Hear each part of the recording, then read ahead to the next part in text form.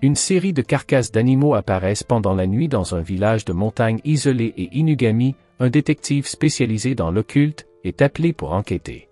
Nous voyons un enfant nommé Yataro qui bavarde avec ses amis et se moque de Dorotabo, qui est sale et ne va pas à l'école.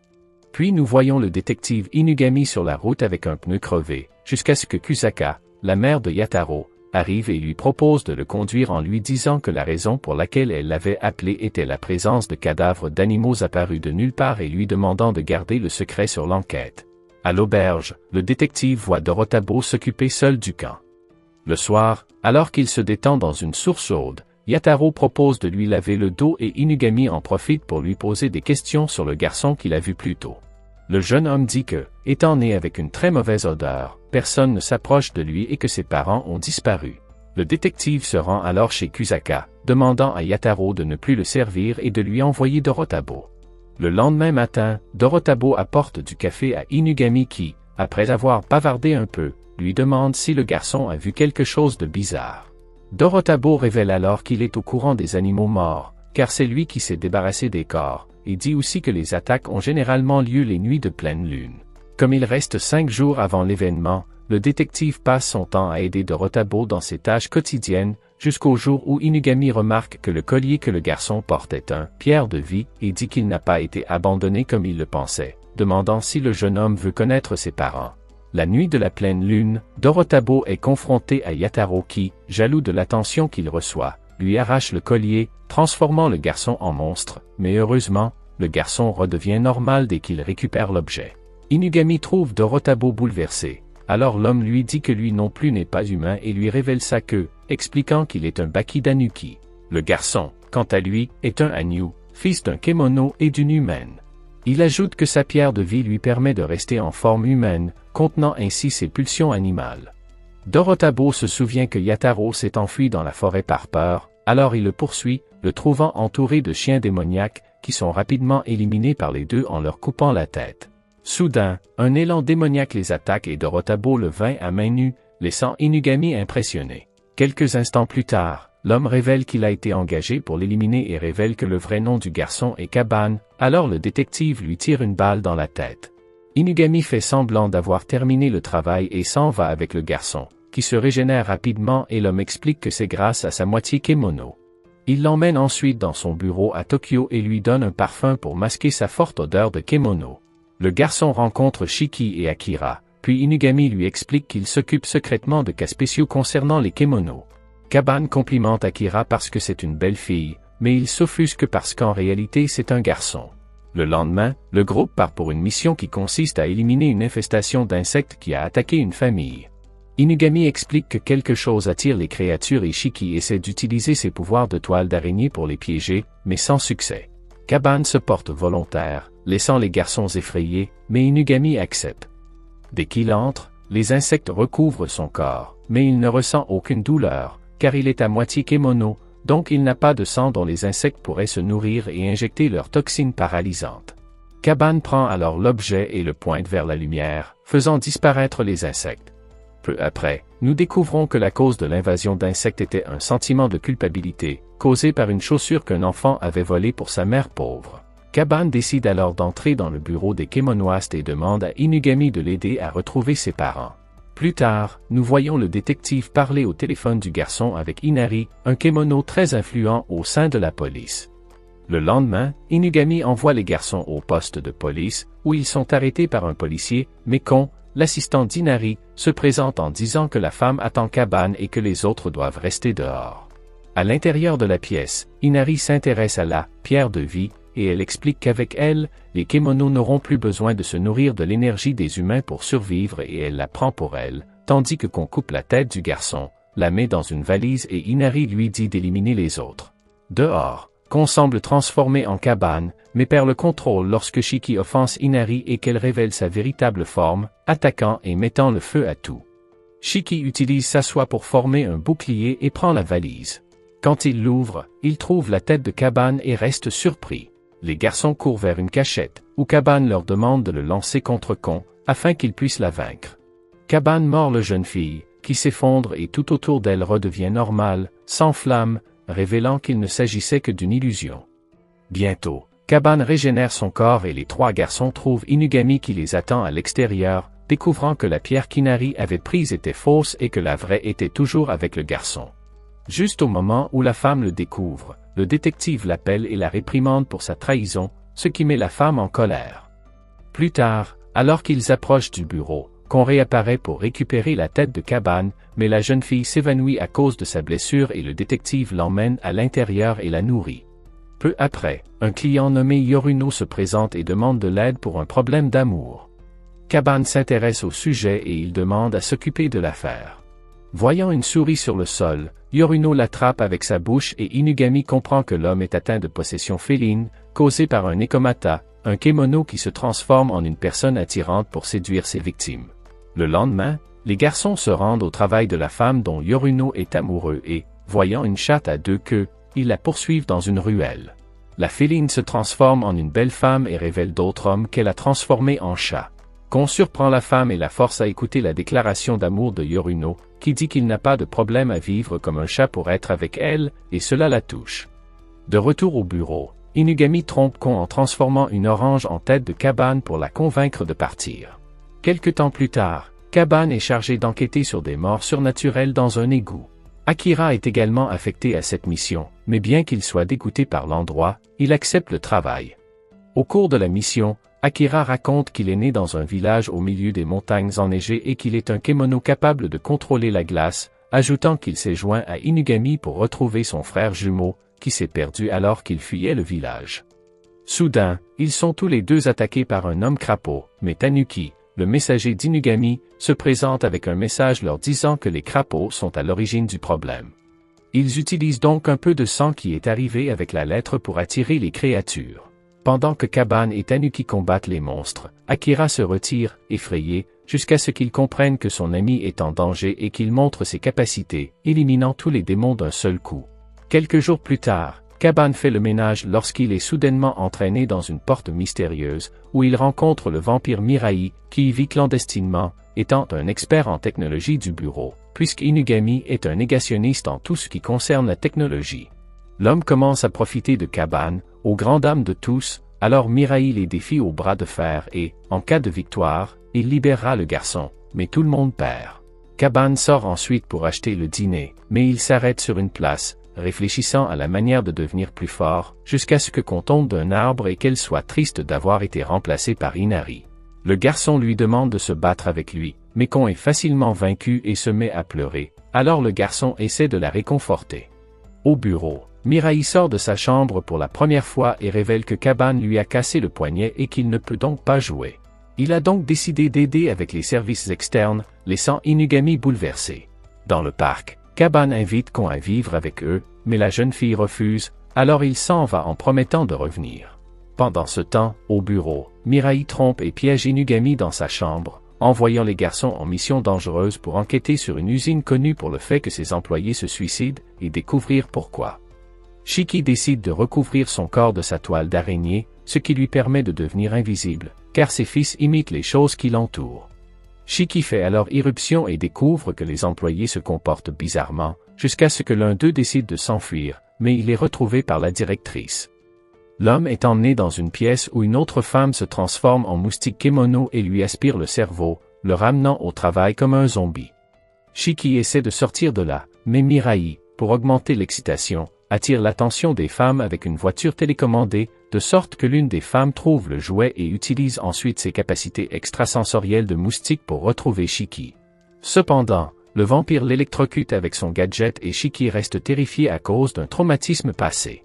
Il finit par reprendre ses esprits après quelques taquineries de la part de Mirai et utilise sa dissimulation et d'autres choses pour confondre la femme, la piégeant juste au moment où les autres apparaissent et capturent l'autre femme. Bientôt, l'autre femme apparaît, aspire le cerveau des sœurs, devenant encore plus forte, et met Akira et Shiki hors de combat, ne laissant que Kaban, qui, après avoir reçu des conseils de Mirai sur la façon d'utiliser son pouvoir de kemono, atteint une grande puissance sans perdre le contrôle mental et arrache les bras de la créature. Une fois la menace neutralisée, le garçon redevient normal et le nouvel assistant d'Inari, Nobimaru, apparaît. Il détruit les restes des trois monstres afin que les humains ne puissent pas les trouver et prévient Kaban que son maître ne s'est pas rendu avec lui. Quelques jours plus tard, le groupe entreprend un voyage pour en savoir plus sur les parents de Shiki. Les garçons errent dans la ville jusqu'à ce que Kaban trouve un livre sur une légende locale qui raconte l'histoire d'un garçon qui, de retour chez lui, trouva une araignée et, bien qu'il n'ait pas grand-chose, décida de la nourrir. Le lendemain, à son réveil, sa pauvre cabane était pleine d'une toile d'araignée dorée, que le jeune homme vendit et devint riche. Plus tard, nous voyons une petite fille qui fixe Shiki, jusqu'à ce qu'Inugami apparaisse avec Tanmaru, le oncle de Shiki, et qu'ils se rendent tous dans la forêt où l'homme raconte que le père du garçon est mort alors que Kumi, la mère, est morte d'une maladie quand Shiki avait 5 ans. Le soir, alors que les garçons se baignent, Nobimaru arrive et les invite à explorer la forêt pour essayer de remonter le moral du groupe. Une fois sur place, Shiki se souvient d'un sentier qu'il empruntait pour aller travailler avec sa mère et décide de le suivre.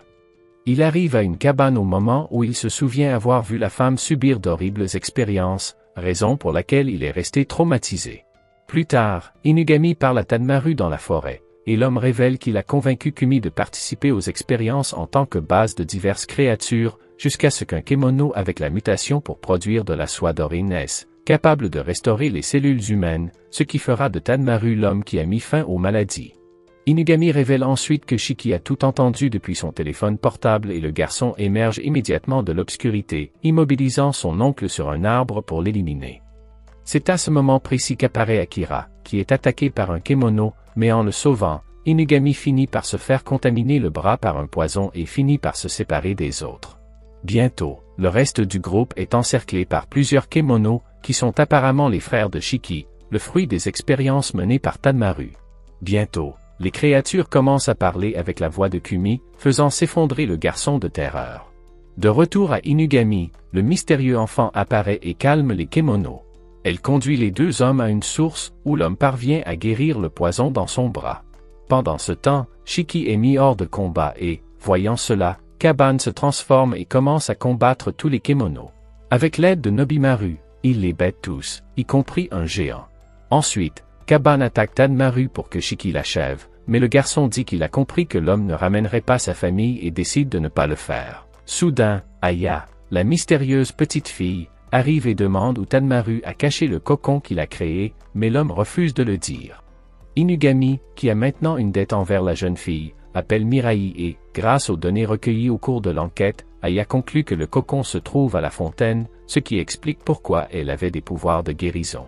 La jeune fille s'y précipite donc, mais Shiki la rejoint et plonge dans l'eau, trouvant sa mère encore en vie. Il s'avère qu'Aya est elle-même la toile d'araignée dorée. Alors Inugami emmène tout le monde dans un endroit de Tokyo qui pourrait aider la femme, laissant Tanmaru derrière, car Shiki conclut que ne pas avoir d'héritage est pire que la mort pour l'homme, mais Nobimaru réapparaît et l'élimine.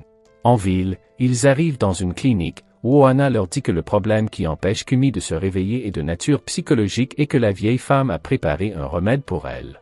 Plus tard, nous voyons Aya qui craint que son frère ne la déteste, mais le garçon dit que sans elle, qui a supporté les mauvais traitements de Tanmaru et soigné sa mère ne serait pas en vie. Soudain, Kumi se réveille, heureuse de voir ses enfants. Une semaine s'écoule et nous voyons que Shiki a décidé de passer du temps avec sa famille. Inugami confie donc le prochain travail à Akira et Kaban, mais son amie se présente avec Aya, qui se révèle être amoureuse de Kaban et lui demande même de sortir avec lui. Kon se présente avec l'envie de se battre et est jalouse de la scène, qui laisse les autres garçons sous le choc. Inugami explique ensuite que la tâche consisterait à affronter un Kenomo invisible qui attaque les femmes et leur arrache des parties du visage et, comme les autres garçons sont encore sous le choc, Kaban part en mission avec les filles. Une fois sur place, Kon est attristé par l'attention que le garçon porte à Aya et elle reste en retrait, où elle entend une voix qui dit qu'il va l'aider. Puis une force invisible tire les cheveux d'Aya et Kaban donne un coup de poing pour la sauver. Plus tard, un kemono nommé Katanashi apparaît et elle raconte qu'elle avait l'habitude d'arracher des parties du visage de belles jeunes femmes, dans le but de conquérir un garçon qui travaillait dans un magasin voisin. Soudain, Kon perd le contrôle parce qu'elle ne comprend pas ses sentiments et attaque Aya, mais Kaban la défend et la jeune fille s'enfuit en pleurant. De retour au bureau, nous découvrons que la tâche a été accomplie lorsqu'Aya a créé un corps à l'apparence humaine pour Katanashi et que la créature a promis de ne plus attaquer personne. La nuit, Kaban cherche Kon et la console pour ce qui s'est passé, tandis qu'Inugami accompagne Kumi dans la forêt, où elle érige secrètement un autel en l'honneur des autres enfants décédés. Plus tard, nous voyons Iui, le frère jumeau d'Akira, qui se souvient de leur naissance et du fait que les femmes du village ont pris soin de tous leurs besoins, car la naissance d'un homme était un événement rare qui se produisait une fois tous les 100 ans. Pendant ce temps, Akira est impliqué dans une série de petits désastres qui finissent par agacer ses camarades, ce qui fait fuir le garçon qui se sent inutile. Par hasard, il rencontre son frère perdu et tous deux s'éloignent de la civilisation où, suivant les désirs d'Akira, il construit un énorme château avec ses pouvoirs de glace pour y passer la nuit. Impressionné, Akira essaie de prendre une photo, mais son frère détruit le téléphone portable, puis va chercher de la nourriture, le laissant enfermé dans la maison.